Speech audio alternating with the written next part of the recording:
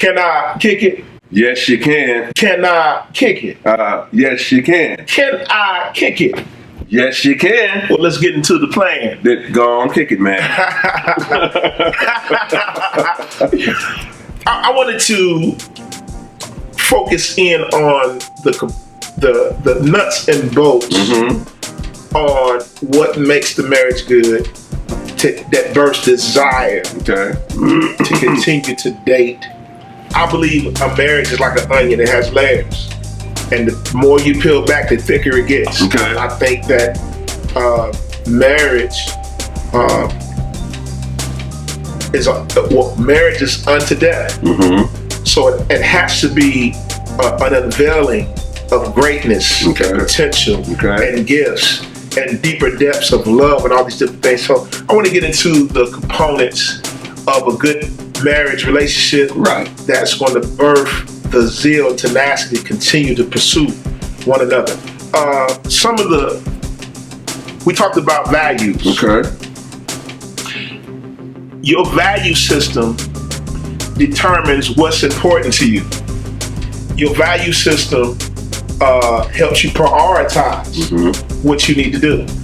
Every relationship, you need faithfulness, knowledge, transparency, which is openness, communication, patience, long-suffering, faith.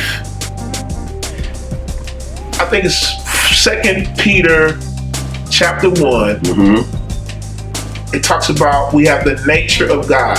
Number one, you need the nature of God, because in my flesh dwelleth no good thing. Outside of me being regenerated, I couldn't be faithful. I was a bum, drug dealer, wasn't worth nothing. God breathed into me, renewed my spirit, gave me work ethic, turned a bum into a husband. So you need the nature of God, or a good nature.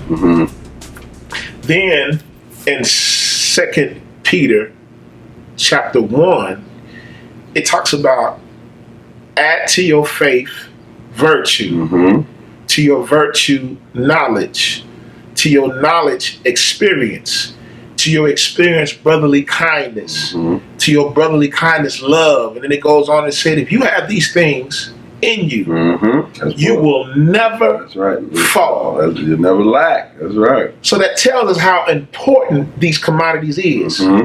Not vanity, the stuff that we put so much emphasis on that doesn't have no value. Me personally, I don't have a problem with my wife, getting her hair done. She likes it, but I desire for her to do her hair. Okay. All right. I'm with that. If you want to explore, I'm not, everything got to be natural. You want to buy, but if you want to buy some hair, I don't have a problem. But I don't get hair because you're too lazy to do your hair. Okay. Good Get point. hair Good because point. you like different styles. Not that's an excuse, because it takes time to do your hair.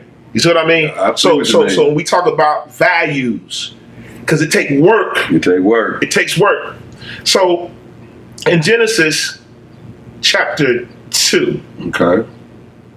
For this cause a man leaves father and mother and leave and cleave. Cleave never ends. All right. Cleaving is a perpetual process. When you stop cleaving, you stop moving. Anything that stops moving dies. If I laid my arm on this couch and didn't move it for 40 days, that joint would shrivel up. It'd probably break off my shoulder if I sat here for 40 days and moved. Anything that stops moving eventually dies. It's dead, yeah. So can you stop dating? Can you stop communicating? Can you stop advancing your situation?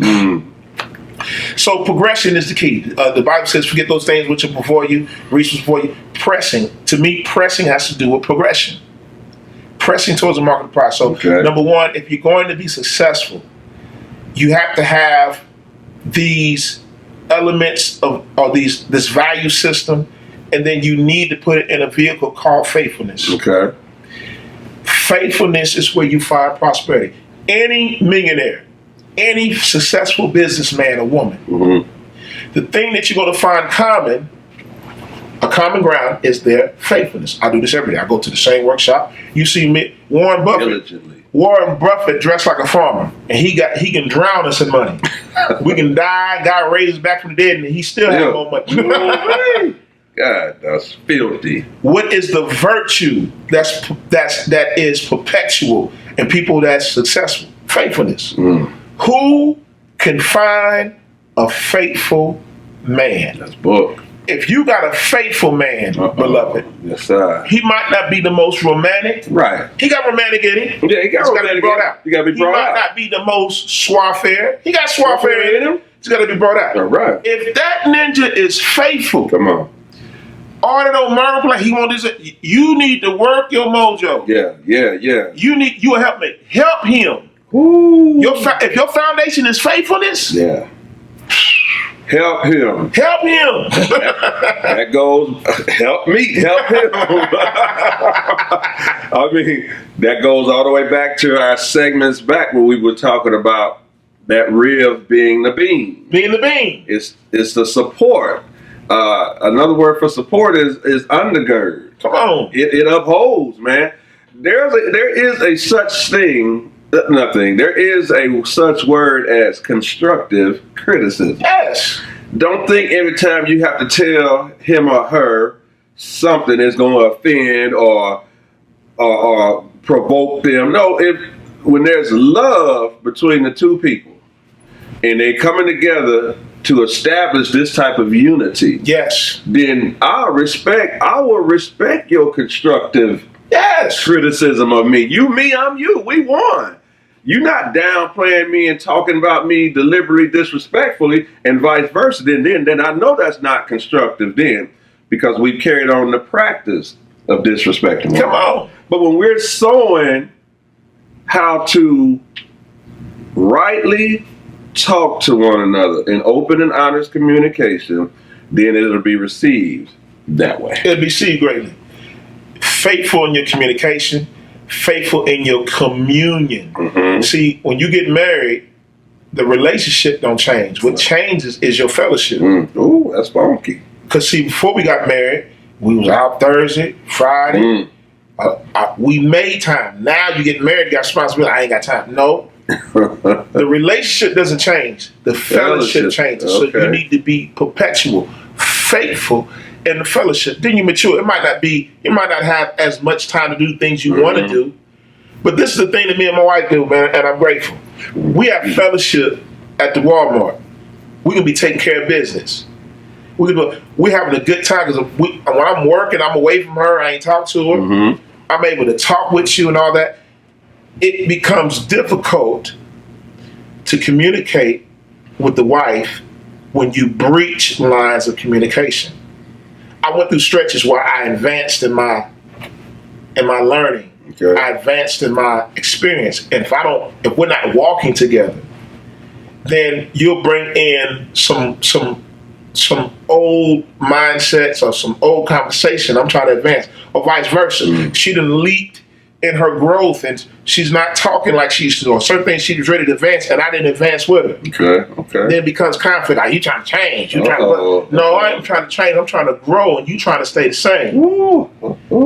So it is essential that we be found faithful in communication, faithful in fellowship, faithful in coming together, faithful in heated fellowship. I like this. That's going to happen. There's going to be some time. Not arguments. Mm-hmm.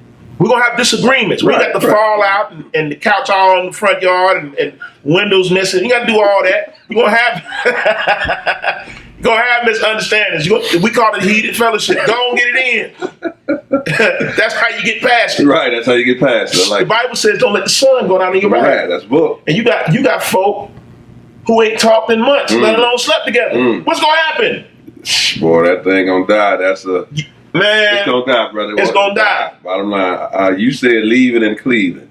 You said if you stop cleaving, then it's going to die. It's going to die. If you stop, that's dating. That's dating. That's dating. If you stop cleaving, then you're going to start leaving. You're supposed to leave and cleave. You stop cleaving, you're going to start leaving. We got an album coming real soon. Stay with us. We got to come to a Walmart near you. Not Walmart. Because I want y'all to know now, before we started preaching and teaching, we was rapping. So don't think we can't flip it now. But yeah. Walk, you on point, Walk. All the time, Fred. So you on point, Walk. All the time, Fred. All right, I'm gonna kick it like this. Can I kick it? Yes, you can. All right, can I kick it? I said yes, you can. All right, then. I'm gonna kick it like this. In. Watch me now. Fruitfulness, partnership, sharing, openness. Yes. Because you shouldn't tell no secrets between two married people. I was looking at a show the other night, and that was one of the desires that the brother was saying he would have with the woman, the next woman he married. That he don't believe there should be no secrets. You know, within standards of where they are. I don't think you ought to raise every dead something you done buried. If you're a counselor, certain things you don't need to tell nobody. Right. That is, that's within that counseling session or relationship. Right. But you got people that will tell you, and I'm gonna tell you this, don't tell your wife. I said, well, don't tell me. I'm gonna tell my wife, brother. This ain't no, we ain't under contract, we're under affidavit or something. I'm gonna folks subdivision like that. Yeah. Tell you this, don't tell your wife. Don't tell me, I'm gonna tell her. I'm gonna tell her. That's because I can't hide nothing from her. Come on. So there ought to be openness. Yes. There ought to, because that builds your trust, right? Yes. That establishes your trust. Because that's once it's established, then you start building. That's what. And trust is a low interest savings account that's built over time. There it is. It ain't just given like that. No. You got to. You got to invest. You got to invest, and you got to be faithful in your investing. Talk to me. There it is. And with trust, you got to have something to deposit. Value. You cannot withdraw nothing out of an empty account. That bank is closed. Your credit is bad. So I was gonna kick it when you said I could, like that. So, while I was dating and courting, and not me, I'm just speaking in general. Yeah. Plural. I believed in opening the car doors for her. Yes. So she can get in. Yes. I want to show I was a gentleman. Yes, sir. I believe in pulling a chair out. We went to a certain restaurant, I pulled that chair out. I believe in opening the door, letting her go in first. Come on. I believe, you at a restaurant, you ask her what is to her liking. And vice versa. You don't order for both of you. The one person don't order for both people. He'll have, you can't order for me. Just so we have to show that common courtesy. Yeah. In other words, the word I'm looking for is called chivalry. Chivalry. So you do all these components to impress, Yeah. And then you want to show that you have some virtue and some value about you. Yes. So I'm gonna ask that old common phrase question: is chivalry dead in relationships now, or should it be desired among women, and should men look forward to courtesy? Yeah, of it. Courteous. There you go. That's the word I want to say. Chivalry. This is where stuff get all sticky. So we're gonna just stick with the original intent. For those who don't know, we don't believe in swapping genders and all that. I don't believe in that. I believe that God custom designed a man to be a certain way, and He designed a woman to be a certain way. This is how, and knowing their design, you're able to supply the need. If you are a woman from a biblical text, that's right. Not this other stuff. No. If you are a woman from a biblical text, you should not get offended if I open the door for you. You should not get offended if I'm just saying, if I call you beloved or ma'am. Don't call me miss. They get mad. Williams. Yes. They get mad. Excuse me, don't call me ma'am. I'm old. I was just being courteous. What's the matter with you? You open the door for them and they roll their eyes at you like you know something from. I'm just being polite. I'm being a gentleman. Yeah. Well, that's despised. Okay. I don't believe women from a biblical text will be offended at chivalry. Oh, wow. I believe, as an inspector, if I open the door for you or call you ma'am or miss, you get offended, that's a crack in the foundation. Crack in the foundation. That's bad plumbing. That's bad plumbing. That's bad wiring. Yeah. That whole house is going to fall apart, brother, because the foundation is shaky. Because the foundation is shaky. And even with that, I asked the question of, should women desire chivalry, and should men have the notion to want to display it? Yeah. But once again, it comes with, what's your make, man? What's your make? There are some people were raised by demonstration. They seen mom and daddy, big mama, Yes. Paul do it, and it was handed down, so I carry it on. Then it's also by a product of environment. I've never seen it before or displayed. And then you come into this thing we call new millennium. Oh my Lord. If he displays, now I'm not talking all, we're talking statistically. If a percentage of men display this type of character or attribute, he is discredited. Or soft. Or he's a punk, or he's a gay, or because he's displaying what God had put in him to be anyway, and that's a gentleman. But you have to be a gentleman to a woman. A woman. Or a lady. Or a godly. Gotta be a sexy lady. Ooh, don't go there now with And a it. very exciting girl. Because you got me Sitting on top of the world. Sitting on top of the world. There it is. Oh, you can't get that first. But as you were saying, bruh, this is why it's necessary. This is why it's necessary to have this conversation, because I get vexed out of my mind that you walk backwards, you operate in error, and they say, I just don't understand. You don't want to understand. You don't want to understand. Come on here. You don't want to understand.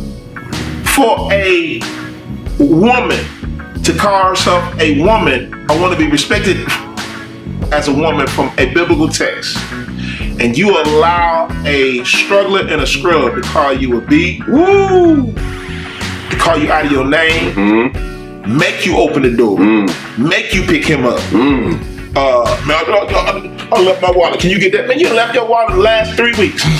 On the last 3 days. You know they didn't carry wallets no more? Bruh, they don't even carry purses no more. I'm talking about men. I know they keep their ID and their bank cards in their pocket and lose them joints everywhere. Local bank card. It's in my other jacket. Man, you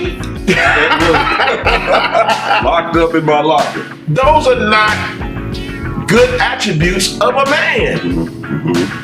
Now you trying to say that a man's supposed to do it, but okay, let me ask you this.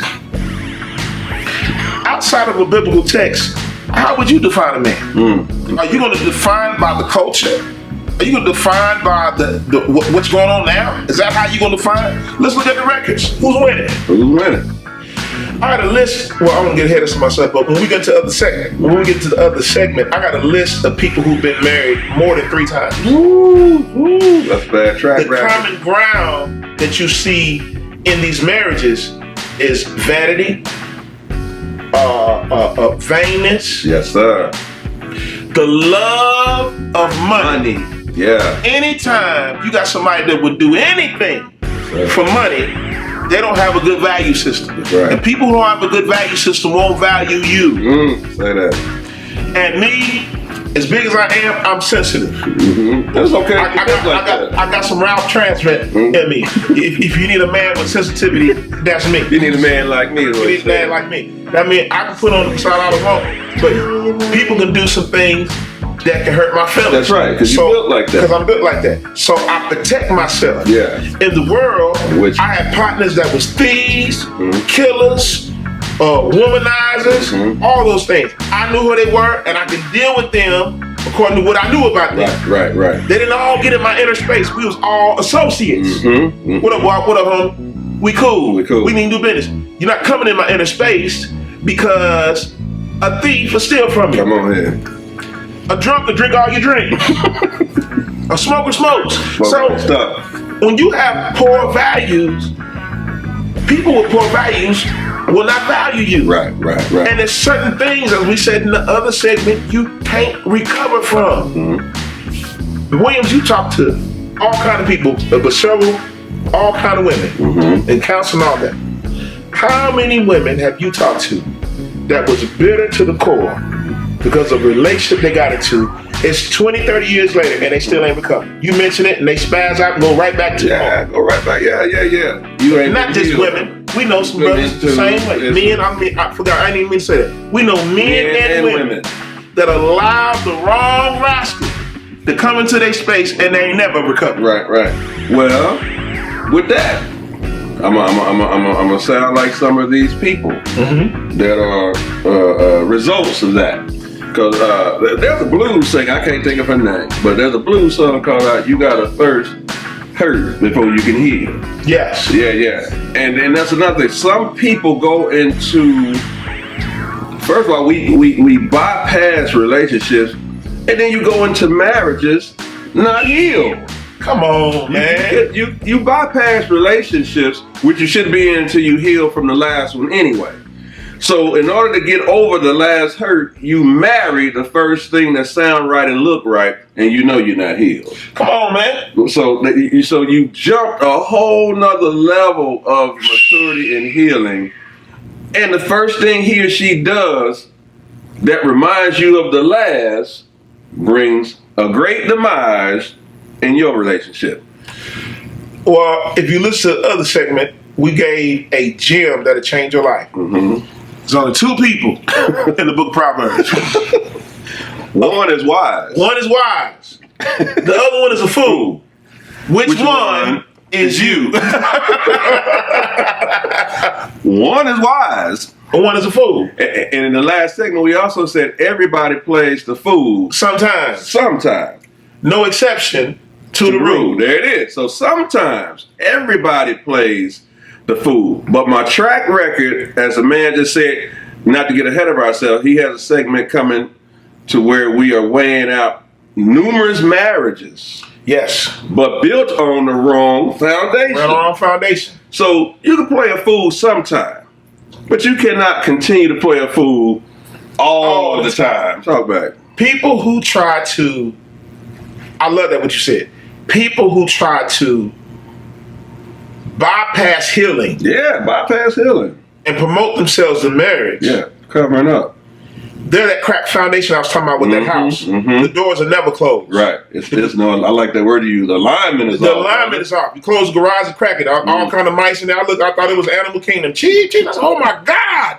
It was an infestation because of a cracked foundation. Pestilence. The enemy is the Lord of Flies. He represents pestilence. Yeah, that's right. He has an open door. The Bible says, give no place to the enemy. He has an open door to come into your house and wreak havoc. Yeah. You have to first get healing. First heal the foundation before you jump ship, try to get to a marriage. When you bypass that and try to get what you want, they wrote a song about you. Break up to make up. That's what I like. That's all we do. First you love me, then you hate me. What is that? That's a game for fools. That's a foolish game. Break up To make up. And Williams. There's only two people in the book of Proverbs. And one is wise. And the other one is fill in the blank. Which one is You.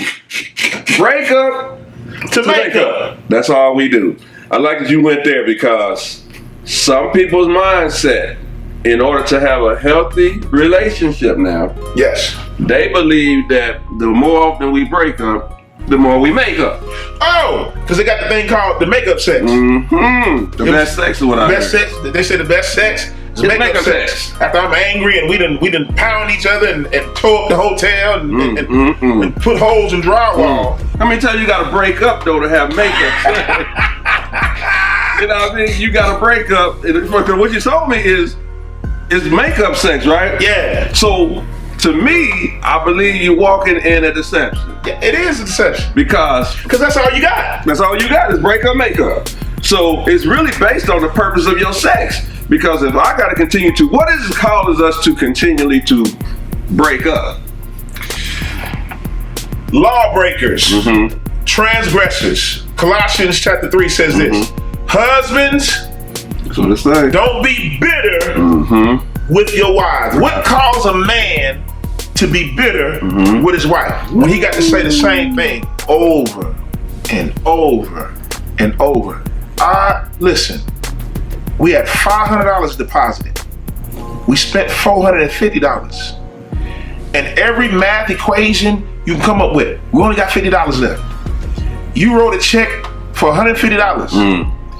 If you keep messing up this money, we ain't gonna make it. Okay.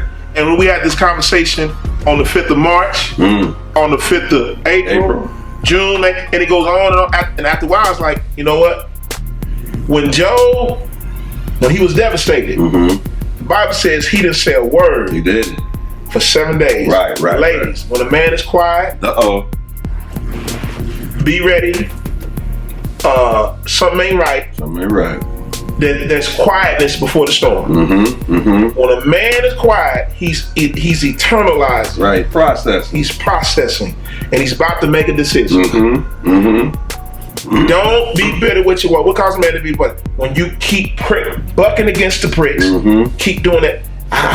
When you try to change somebody, I told you I don't like that. But I feel my mama told me I was raised. And before you know it, he gone. There you go. Saint brothers, Leaving and leaving. brothers, she done told you time and time, you always gone. You don't spend no time with me. If you think I'm gonna keep begging, I got all this. Yes, sir. Yes, sir. I got all this. I'm virtuous. I'm glamorous. I'm faithful. I know my worth. And you keep neglecting me and despising me and abusing me. You gonna look up. All right. My wife, dog. It was the mailman. It was my cousin. It was my best friend. He even came in. Before long, you be singing, Ooh. ain't no sunshine when she's gone. You don't want to be singing, ain't no sunshine when she's gone. What's the first?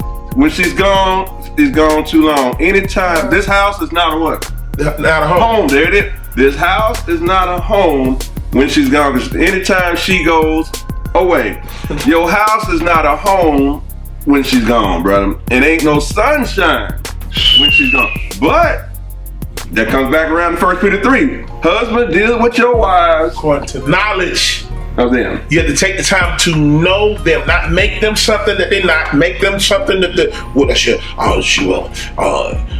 she got lips like Lisa. She got heels like Katrina. And all these old comparisons. You better get to know her. Already. Deal with her according to what you know. Because first of all, when you trace that back, she's supposed to be an exact representation of you. That's who when a man looks at his wife, he ought to see himself in her. Come on. That's what an exact, because when we go all the way back to our segments from the beginning, we talked about how God took rib out of man, made one man, and put it back in a man. Come on. And she got lips like this, she got hips like that, and she got a dip like this. Well, she can't have all that if God didn't sealed up the flesh. Because you still wide open, brother. Then it's obvious God ain't took nothing out of you. If your womb is still open, then that means any type of scavenger will sniff you out. That means your flesh is wide. You still in the flesh. Your flesh is wide open. God heals and seals. Come on, man. The most disrespectful thing you can do is, and I heard people say that, man, you married? Yeah, man, she got hips like Meg Stallion. Woo, do shit. She got skin complexion like Cardi B. Really? She got the people you comparing her to, though. Man, she got a Dominican nice accent like Nicki Minaj. But I sound like a creative player off of NBA Jams. Yeah, you done created you a whole monster, brother. Everything's. Tell me what you know about her, because when you when we dwell with one another as couples, as husband and wife, there's no greater security, love, peace, sacredness than, as you say, having your partner, Your partner. your wife, your friend, your sister, your partner. There is nothing greater. I had friends that I thought we was gonna be friends forever. Seasons changed, they done came and went. You know who's still by my side?